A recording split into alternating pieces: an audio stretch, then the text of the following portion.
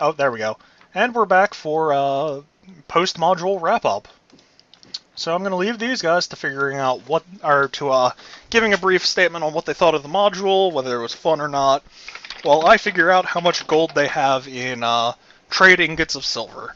I have to ask one quick question before we start this. So, that last boss that we fought, after I did the 12 points of damage from, how much health do you have left? 10 hit points.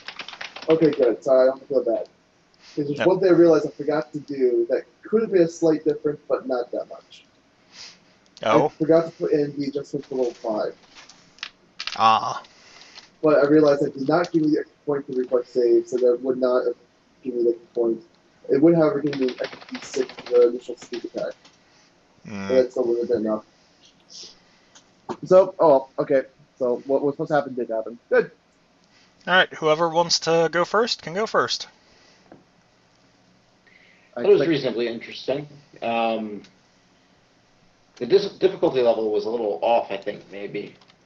In particular, went from a lot of really trivial, easy stuff that we could just clear out, room after room of goblin were rats and stuff, no problem, to a couple of big, just kind of room sweeping monsters that could just kind of knock us down with one shot, kind of like that goblin wizard near the end. Not bad. Had some of the kind of the classic retro dungeon crawling feeling, but it would have been nice to have more traps and stuff. Maybe a little bit less repetitive rooms full of 5 guys kind of thing. Not bad though. Dan, do you want to go? Or I liked the module, but one thing that stuck out to me was that we seemed to level up pretty darn fast. That does come from the module not exactly scaling for 3 players. There's a list of like 6 or 7 encounters you're supposed to remove 1 or 2 monsters from, but even that doesn't bring it really in line with the difficulty, or basically it doesn't bring the encounters into line with the levels that you're supposed to have. So that is kind of an interesting thing that does cause somewhat of a problem. Yeah, like I get the feeling that if we capped out at level 3 in this instance, or this dungeon, that it would have been a lot more dynamic. Yep. Yeah, if you guys had had the 4 players for every session, it probably would have been a completely different story. It would have been roughly in line with the power level you guys needed, and it would have been slightly more difficult. Let's see.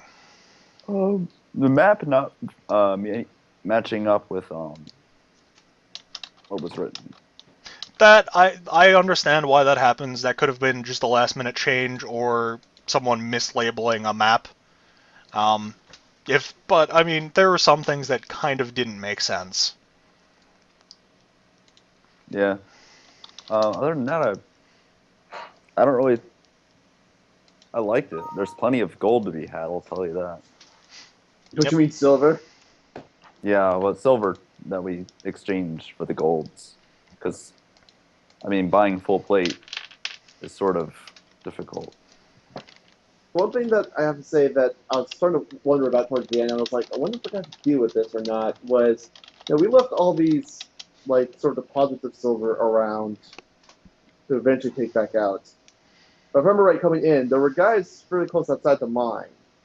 So you figure, wouldn't they be suspicious of us taking a bunch of crates of silver out of their mine? It's half a day away, and the mine was condemned. The people that live in the town nearby don't actually mine here anymore. There's a few other mines that they had opened up around.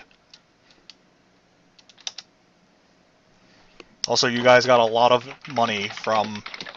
Is that each? No, that's total. Okay. So that split 4 ways or 3 ways? I will leave that up to you guys, however you wish to do it. Actually, hold on 1 second. You guys make discussion.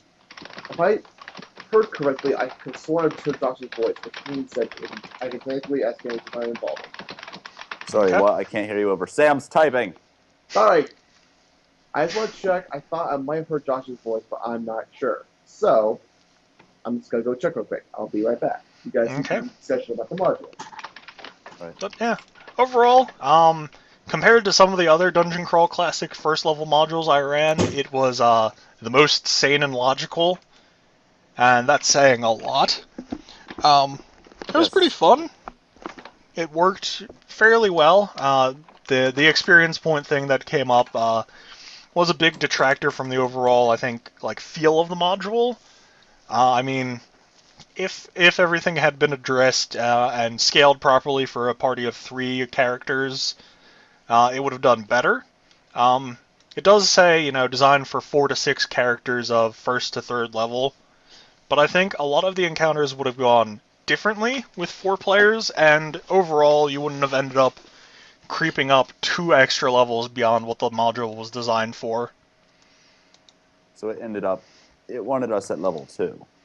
It wanted you guys to end the module, like do that last floor, and at the end of the last floor, maybe be close to 4th level. So we're level 4 right now. You will have finished, by finishing up the module, you will be level 5. Ah, I see. Yep. That There's means a I whole get lot of animate dead. yeah. There's a whole lot of miscellaneous little bonus experience points that are thrown in the module. So yes. Josh is here, by the way. Okay. He's back from work. He has said he did not include him on the loot split. However, he is going to try to make it to future sessions. All right. He figures that since like he was only here for like one of the sections of the whole module, that he should not be part of the split. Now there's the fact that technically speaking, if I recall correctly, this is not for him, it's for me. If I recall correctly, technically, like we were kind of hush hush about some of the silver storages once he showed up. Nah. Yeah. So it looks like we each get about 4,066 gold. Yep. That is enough to start buying some amount of magical items. Or land. It's more than enough to buy land, and if I have to break out the dungeon stronghold guide, I will be so frustrated. It's a wonderful book, except for when it's not. What about hirelings? I got the 2nd edition castle guide. We could use that instead. Hirelings are fairly cheap. Let me go look those up. Because, I mean, I just lost Crudbone Meal, Neil, and Getty. But you did gain access to Animate Dead, which I will also have to look up. Yeah. Now, if I use that with Desecration, essentially that doubles the number of hit dice that I'm able to control in terms of undead. Yes.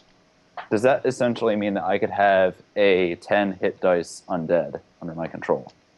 Yes. Let me go check the limits on animating.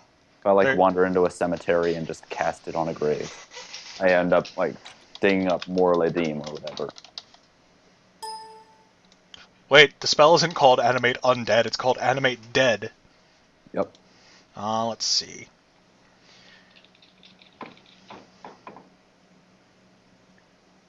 Oh no, it would be 20 hit die. Normally it's twice your caster level. With Desecrate, it's 4 times caster level. So I could have a 20 hit die skeleton or zombie. You can create one with that spell, and you can control one just normally. So yes. How powerful is a 20 hit die skeleton? Leaps and bounds more powerful than a 20 hit die zombie. Let me quick look up skeletons. I get the feeling that at level 5 this is going to be kind of insane. The thing with skeletons and zombies is since they are mindless, they don't get feats. They only get 1 feat. They have half hit die BAB. And they don't really benefit from much, but it's still a pretty powerful undead. Let me find a 20 hit die. Skeleton. Example. Well, let me put it this way. Could I cast the spell on Alex and essentially turn him into a 20 hit die skeleton? No, you would not. You would need something that in life had 20 hit die and a skeletal structure. Could I create a new skeleton with 20 hit die and name it Alex and let this one go free? If you would like. Okay. And we will lose Sam, but overall, this I'm going to end the wrapping up episode here. And Wait. oh, go ahead. Can I say a little bit? Because I Yep. actually think it's my wrap up for the module. I actually did really enjoy it. Like it was said earlier, I thought it was a little odd for how quick the level ups were. The only other thing I was gonna say was if somehow some of especially 4-3, which seemed to be just mostly unnecessary hallway and clearing of rooms, to somehow change it a bit so that way it was more of how do you put it? Like maybe fewer goblins, but what goblins, whatever we do encounter, somehow the situation is a little more unique, takes a little more thought than just because we're getting to a very repetitive pattern of Open door, kill monster. Open doors, sneak in, stab stuff. Yeah. I mean, immediately happened that with me, and it's starting to get to the point where I was starting to wonder, should I just kick one in because I'm bored? Yeah, I can totally understand that. Yeah. Unless anyone else has anything more to say, I'll stop this episode here, and then we can get into all of the fun bookkeeping, like, buying magical items, stuff like that. Buying 20 hit dice skeletons. Yep. Right.